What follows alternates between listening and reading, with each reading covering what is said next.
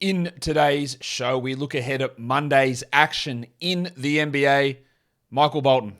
Thanks, Josh. It's Michael Bolton here, and it's time for another episode of the Locked On Fantasy Basketball Podcast. Let's get to it. Let's get to it, indeed.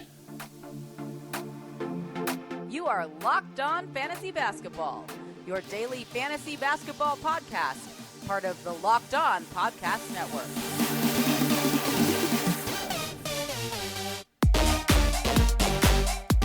Hello and welcome to the Locked On Fantasy Basketball Podcast, brought to you by Basketball Monster.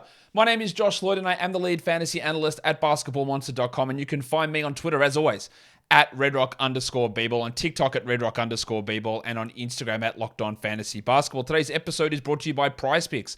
First-time users can receive a 100% instant deposit match up to $100 with the promo code Locked On. That's PrizePicks.com. The promo code is Locked On. Thank you for making Locked On Fantasy Basketball your first listen every day. We are free and available on all platforms. Just reading that, do you guys say 100 or 100? Or do you interchange? I don't even know what I said. I think I said 100 there, but 100? I don't even know. Anyway, it's not really the point. We're here to talk about Monday's action in the NBA, and normally on these shows, I will tell you at the end, I'll go, here's a list of streaming options. I'm not going to do it today. I'm not going to tell you streaming options. I'm not going to tell you who to stream in for today or for Monday. I'm not going to tell you what to look for the next 4 days, because what you're looking for the next 4 days is the trade deadline and being nimble with those moves. And someone might ask, rightfully so, hey Josh, I've got 4 waiver ads for the week. Do I really need to save all of them? I don't have 4 streaming spots. Why do I need to hold? Why can't I use 1 or 2 to stream? I mean, you can do whatever you want, really. But adding guys at the trade deadline, if moves happen, is not about streaming. It's not about, well, I'm just going to add someone into my streaming spot. There could be, and there might not be, but there could be significant changes in value. You might have a player who you consider your 10th best player gets traded to a situation where he goes from 35 minutes to 22 minutes. So therefore, that spot on your roster just opened up. So you've got your streaming spot, you've got that spot. You've got another person who's an injury replacement who's okay for a week or so, who's on your roster, and then another big opportunity opens for someone else that's on the waiver wire, and there's 3 spots already. So I wouldn't want to hamstring myself to get 2 extra games Monday through Wednesday.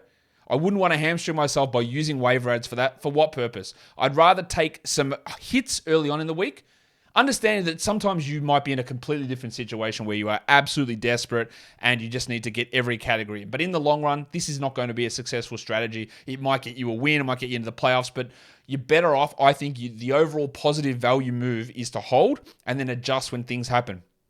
We got a trade happen today. Obviously, I've done the show already. Go check it out. Kyrie Irving traded to the Dallas Mavericks. I'm not sure there's a giant winner from it. I'm not sure there's a must-grab player. Like Finney Smith, I'd grab if he was there, but I think Finney Smith and O'Neal and Josh Green and these sort of guys look like they're sort of fringe-ish 12-team league players, probably more 14 in the case of Josh Green. Like not a clear winner, and that'll be the case with a lot of deals. But you might get 3 to 4 guys become available, and having the ammunition to do that, to add those guys, I think is more important than streaming someone in for a one-day ad. Now, we'll talk about it in a second when we get to the Golden State Warriors, because there's an injury there that we need to talk about. But that's my general philosophy around the trade deadline and around the first 3 days of this. It's only 3 days, Monday, Tuesday, Wednesday, because the trade deadline happens before Thursday's game. It's only 3 days. So, Warnie. Let's get it on, Gilly.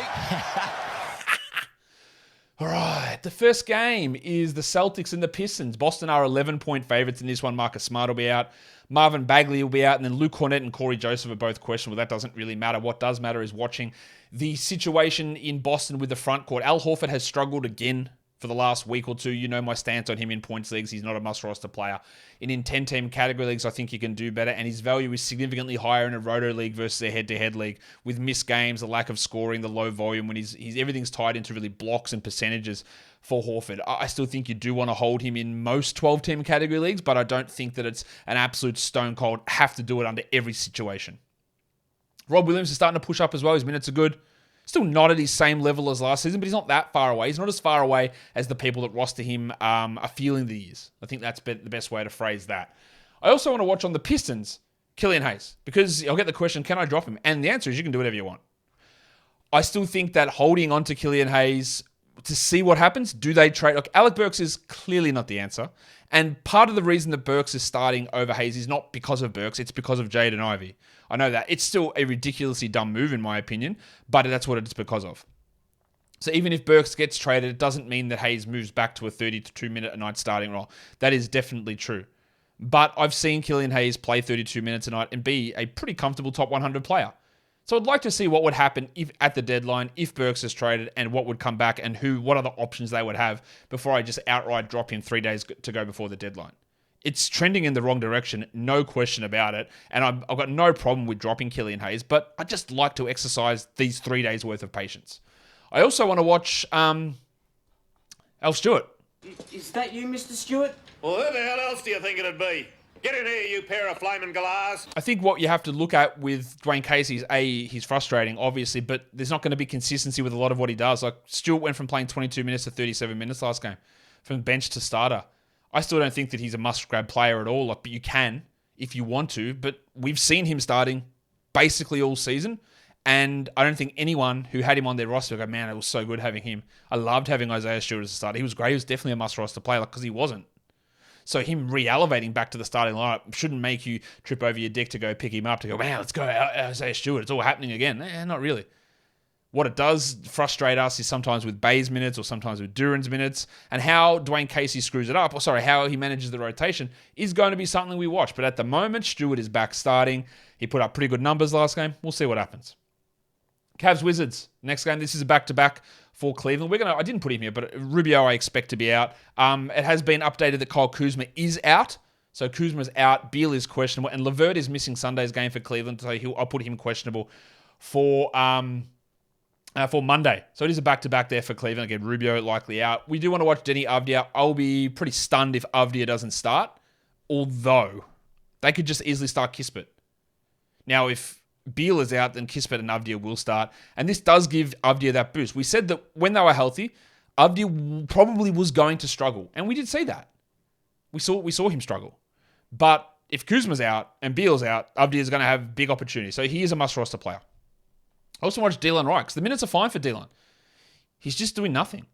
And even his steal rate has dropped by like 25%.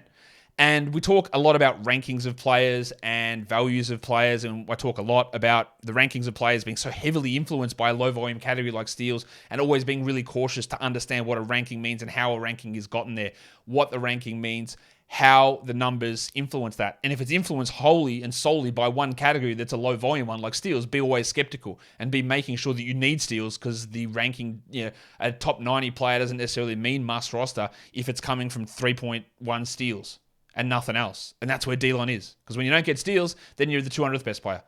And we're seeing that at the moment. So we're re-establishing him. Seeing his role, which at 25, 26 minutes a night, 24 minutes a night, is secure. And if Beal is out, he probably pushes up a little bit. But the value is really limited, unfortunately, to that one category. Today's episode is brought to you by PrizePicks. PrizePicks is daily fantasy, but it's not traditional daily fantasy. It's not salary caps. It's not thousands of people going up against you. It's you, one-on-one versus player projections. So you might have Dylan Wright, 1.5 steals, and you say, today's the day he's going to get 2. Let's go over. Or you might have Denny Avdia, 10.5 rebounds, and you say, he'll get more than that. And you get between 2 to 6 of those individual player projections, put them into a lineup, and you can win up to 25 times your entry fee back. You can do that in over 30 US states. You can do it in majority of Canada. You can do it in under 60 seconds, and you can do it for sports that aren't just the NBA. You can do it for the NFL, for the Super Bowl. You can do it for the NHL. You can do it for Major League Baseball, which is about to start. WNBA, which is about to start. Women's college basketball, men's college basketball, the PGA Tour, NASCAR, cricket, MMA, and of course, disc golf. So download the PrizePicks app or go to prizepicks.com and sign up and play daily fantasy sports. First-time users will receive a 100% instant deposit match up to $100 with the promo code LOCKEDON. If you deposit $100, PrizePicks will give you $100. If you deposit $50, PrizePicks will give you $50. Don't forget to enter the promo code LOCKEDON at sign up for an instant deposit match up to $100. Let's go to the next game. It is the Clippers and the Nets. The Clippers are 6-point favorites. Durant will be out, John Wall will be out, and there are a bunch of guys that I just don't know about. I am definitely not expecting Spencer Dinwiddie to play. I'm definitely not expecting Dorian Finney-Smith to play. They haven't officially been ruled out yet. Don't expect them to play. And then there's Ben Simmons. Now, we just got an update here on Kyrie saying he's expected to make his debut Wednesday. There you go. So we got that one. So I wouldn't expect Dinwiddie or Finney-Smith to play. Then there's Tony Warren. There's Seth Curry, who left last game with an adductor injury. And there's Ben Simmons dealing with a knee issue for him. So there is a bunch of stuff happening there that we don't know about, unfortunately. So what are we watching for? On the Clippers side of things, it's Norman Powell and Marcus Morris. They really cut their rotation. They took both Covington and Luke Kennard out of the rotation last game. And that meant 32, 33 minutes for Morris instead of 28. And it meant 32, 33 minutes for Norman Powell. Now, Powell, we know, is fueled exclusively by high volume and high efficiency shooting. But that's great. Like, if you need that, he brings it. And when he's playing like that, he gets more minutes. So we're watching to see the role, what they do with those extra rotation spots. Do they use them at all? And how heavily are they going to lean on Powell and on Morris, whose last 2 games have been pretty solid. And then for the Nets, big questions, isn't there? Cam Thomas was excellent last game. Edmund Sumner was excellent last game. But I think some of that is going to depend on whether Simmons plays or Warren plays or Curry plays. I still think that the stream value of them, of Thomas and Sumner, is there. This is a back-to-back. We're not going to have Dinwiddie play most likely, Finney-Smith play most likely, and I don't think that Simmons, Warren, and Curry, I don't think all of them will play. So there is a huge opportunity for Thomas and Sumner. But as I preface at the early part of the show, they might give you really good value. Again, Cam Thomas had 45% usage, 82 true shooting. Like, just even if everyone's out, he's not going to do that same thing again. I'm telling you now, it's just not going to happen. And Sumner's not going to score 29 points either. They're not going to be the only 2 players who have double-digit scoring attempts. It's just not a realistic scenario. But when we look at wasting or using our waiver ads, hey, do we want to go and add Cam Thomas for the Monday, Tuesday back-to-back when he might not have another fantasy-relevant game all season? You might have differing opinions of that. I don't. I don't know if he's going to play every night. Again, so many things can change with moves that get made. The Nets might make other moves. They might make 0 other moves. So you might take a crack at that with a hope that other things happen and they fully tear it down and they commit to Thomas for 25 minutes a night. I don't think that's likely, but you might have done the calculations and come to a different answer, which is totally reasonable. So, yes, it's a great situation to stream Cam Thomas tomorrow. Absolutely great. But is streaming him for 1 or 2 games worth it when losing a waiver ad that you might regret come Thursday? I can't answer that question for you. I know what my answer is, but that's how I think you've got to approach it and how you've got to look at it. Spurs and the Bulls. Spurs just updated the injury report about 2 minutes ago as I was recording this. So we didn't know the status of a few guys, but what we do know now is that Jeremy Sohan is out, Romeo Langford is out, but they added Keldon Johnson with ankle soreness as questionable, and Trey Jones is questionable with foot soreness. So there are quite a few interesting things that can still happen with that team. For the Bulls, Ball is out, Javonte Green is out, we know Devin Vassell is out. Alex Caruso missed last game with a foot strain. I can't believe they listed him questionable. There was no chance he was going to play in that game. I don't think he's going to play in this one either, the Tuesday, Wednesday. So I am going to officially mark Caruso doubtful. On the Spurs side of things, Malachi Branham was great last game, and it does help that Langford is out and that Sohan is out, but it's going to be more helpful if Jones is out. So you can look at Branham, but I think there's a chance in March. Branham is a 12-team league guy. It's going to require a few things happening with this squad, but there is a chance. But we have to remember that Sohan's out, Trey Jones is out, Langford's out, Vassell is all out, and that is how Branham got injuries. It's got opportunities through 4 guys being out. So again, do we add him for this game, Malachi? I think he'll be great in this game. I think he'll probably put up top 100 numbers in this game, especially if Keldon and Trey are both out, which looks like a possibility. But is that going to matter in a week's time? And then all those guys probably play where Brandon might get 20 minutes off the bench and score 7 points. So it's again balancing short-term value, which is clearly there.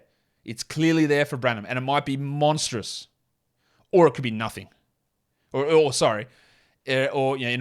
4 days' time, it's nothing. I also want to watch the Zach Collins, Jakob Poeltl minute split. I can't really predict it. They're keeping Poeltl in bubble wrap for a trade. Then he plays 29 minutes. Then he plays 30 minutes. Then he plays 22 minutes. None of it makes sense. Right? So trying to get logic into that, you can't. I still think holding Collins through the deadline is worth doing, but there's no guarantee of any future value there at all. For the Bulls, Dosunmu is going to get more minutes if Caruso is out, and I do fully expect Caruso to be out.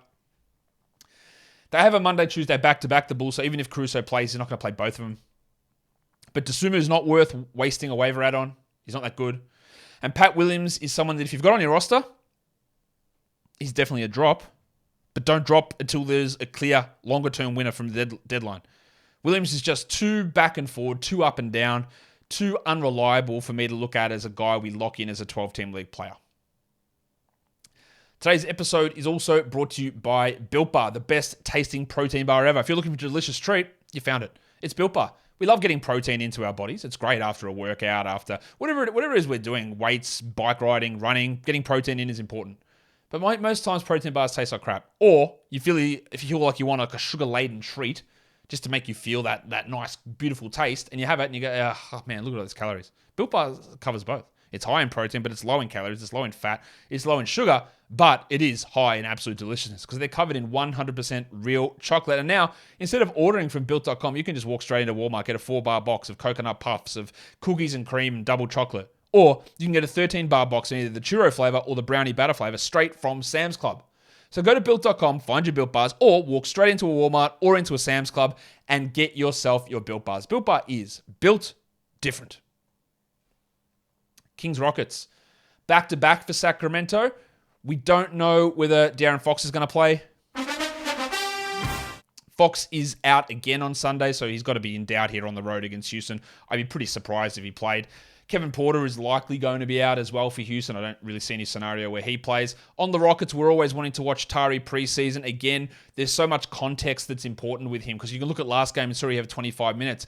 He played the final 12 minutes garbage time in the fourth quarter when they were down by 40 points. He had 13 minutes up until the end of the third quarter and played the entirety of the fourth quarter because it was garbage time. So they treated him like a garbage time player in a game where Tate, Gordon, and Porter were all out. And everything still remains the same for me. He plays minutes behind Smith and Şengün. That's it. Is he a good stash? It's very debatable for me. I like what he does, but the Rockets need to completely change their approach to how they use him. Just an update here. TJ Warren, probable. Seth Curry out. So that does help the Cam Thomas value for tomorrow. It does help it. But again, we're talking, is the short-term value better than the long-term value? I'm pretty sure it is. Eric Gordon, I think, is going to put up some big numbers here for Houston in his return. He has been getting a ton of shots with Kevin Porter out. And there would be some stream value if we were really heavily considering streaming. The next game is interesting. It's the Mavs and the Jazz. Utah are 5-point favorites here. Doncic is out. Kleber is out. Bertans is out. Irving will be out as well. Christian Wood is the other one that is going to come back at some point this week. I don't think that his status has been updated yet. No, we still don't know whether he is going to be available for this game. So there could be some real weird lineups going on. I think if we're going to talk about short-term plays like Josh Green and Jaden Hardy, the point guards on this team is Ntilikina, McKinley Wright, I guess Theo Pinson. Is Jaden Hardy a point guard? I don't know. I think they will start Ntilikina, but I think Hardy is going to be the guy to get a lot of usage here. So Hardy would be a great guy to look at. Josh Green's value does go up with this trade for sure, and in the short term it peaks. So I don't mind an add of him in a 12-team league. You're going to get a boost in the short term and probably a steady state back-end 12, maybe back-end, maybe 14 league guy as we move forward. But there is a real short-term boost happening here as well.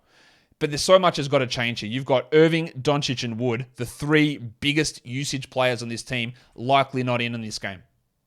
And they could likely be playing, or Irving's going to play, Wood might play Wednesday, Doncic might play Wednesday. They all might be back. So whatever happens on Monday has zero impact on what happens on Wednesday. Again, it's the tough part about this is we'll see all of this stuff happen on Monday and none of it means anything for the next game. That is a concern. For the Jazz, Kelly Olynyk was back to 30 minutes last game. I don't think he played fantastically well, but the 30 minutes is what we're interested in, and that makes him, to me, a 12-team league player. I also want to watch Jared Vanderbilt, who is now questionable with a back issue. Missed practice. Is he injured because he's getting traded? Or is he going to get showcased because he's getting traded? I tweeted this out the other day, saying people will concoct anything. So anyone gets hurt, man, it's because they don't want to play him. They don't want to risk him before he gets traded. Yet, if someone plays too many minutes, it's because they're playing them more minutes to showcase them for a trade. Both of those things can't equally be true. And Jared Vanderbilt's a backup center. We're going to wrap this guy in bubble wrap to trade him rather than showcase him. Which one is it? It can't be both. It's neither, but it can't be both. But I do want to watch Vanderbilt to see how he plays, what they do with Kessler. I don't think there's really any question that if Vanderbilt stays in Utah, he's not a 12-team league guy, though. The Thunder and the Warriors. The other one. Steph Curry is out. He has an injury which I don't actually know how best to translate it. It is a superior tibiofibular ligament issue, a partial tear, and an interosseous membrane. All right, so superior tibiofibular ligaments. They are the ligaments that connect the two bones in your leg. Interosseous membrane. Interosseous means inside bone. Osseous is bone. Inter is inside. Membrane. So what do these mean? From why, and I'm going to wait to hear from this from Jeff Stotts, that this is obviously a few weeks. I would say done for February here for Steph. Probably back at some point in March. People go, is Donte DiVincenzo a must-add player? Well, again, Donte will not start. So I don't think that makes him an absolute must-add player. He will not start. Jordan Poole will start. And Kevon Looney, who'd already replaced Jordan Poole. So Donte can be an ad, and he can sit around. He'll probably sit around the same Josh Green, Dorian Finney-Smith, Royce O'Neal, 130th to 125th, 140th best player rest of the season. He'll play 27, 28 minutes in this short term, but he will not start. He started last time because Steph and Wiggins were out, and that's where he had that real value. But it's only Steph now. So it would be Poole, Clay, Wiggins, Draymond, Looney. And DiVincenzo, 27-minute a night, sixth man. It's okay to add. No problem with adding him because there is going to be a 3-4 week period, I'm guessing, of him having solid enough value. But is he must roster? Yeah, I don't know about that. So Curry will be out. Pokuševski's out. Dort will be out. Robinson Earl, I don't think is going to play. He's going to stay in the G League, I think, for this game. For the Thunder, I don't know what I want to watch, really. Isaiah Joe, sure. Great 3-point streamer, but that's really about it. Can score sometimes, but might play 25, might play 15 minutes. And the Oklahoma City mudflap, Kenrich Williams. We know it'll be him or Jalen Williams or Mike Muscala who starts, and they'll rotate that through every game. And Kenrich is okay to use, but obviously I'm not streaming him in here. For the Warriors, DiVincenzo probably going to start, or definitely going to start. So he's going to put up some pretty strong numbers, I think. So I'm just confused myself there. Looney will be at least a good rebound streamer. That's what I'm trying to say. And then DiVincenzo, we do want to watch that role. And we'll see how that all plays out. But as I just mentioned, he's going to come off the bench and probably be 27, 28 minute. Maybe he plays 30 minutes. Maybe that's enough. But it's still borderline enough where I don't go, absolutely got to go in there. Next game, which is the last game of the night. It is the Bucks and the Blazers. The Bucks are 4.5-point favorites. Bob Portis will be out. Yusuf Nurkic will be out. Justice Winslow will be out. James Christian Middleton, he looks back. The problem is the low minutes, but he's rolling. He's like top 75 over the last week, playing 21 minutes a night. It's great news. It's fantastic news. Let's get those minutes up, though. Also want to watch Pat Connaughton, who's looking more like a 14-team league guy than anything. But how his minutes decline when Middleton's push up will be something for us to watch. Well, for the Blazers, Drew Eubanks got more minutes than Watford last game. Watford still scored more, but Eubanks was the minutes guy. I still think Eubanks over Watford is the right move in category leagues in particular. In points leagues, they're both very much fringe players. And we just watch that situation again. Well, Josh Hart has played really well the last two games. Some really solid performances from him. He still remains like a fringe guy. I'm not overly ecstatic about his overall upside, but he remains a fringe sort of option. Now, I'm not going to do streaming options for tomorrow. As I said, I'm not going to do it because I don't think you should be looking just to stream. Now, if you want to find that, it's very easy to find streaming options. You can go and hit me up. You can go and check Basketball Monster out as well for our daily projections, if you remember. But I'm trying to discourage absolutely just spending everything to get one game's worth of value. I went through it all during those games as well. This is where the value can pop up. It's Cam Thomas. It's maybe Jaden Hardy. It's maybe Donte DiVincenzo for those short-term ads. Guys, that'll do it for me today. Don't forget to follow this podcast on Apple Podcasts, Google Podcasts, Stitcher, Spotify, and on the Odyssey app. And if you're here on YouTube, thumb it up and leave your comments down below. Guys, we are done here. Thank you so much for listening, everyone. See ya.